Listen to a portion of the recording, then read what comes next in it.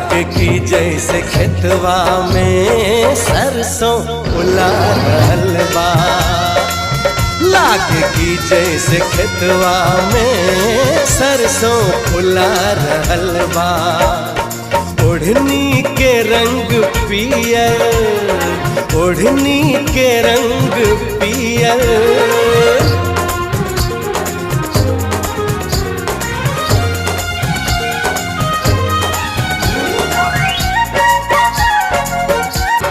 पौआ के तोहरी पायल जब छन से छनक जाता, लागे कि कौनो भंवरा बगिया में गुनगुनाता। हो पौआ के तोहरी पायल जब छन से छन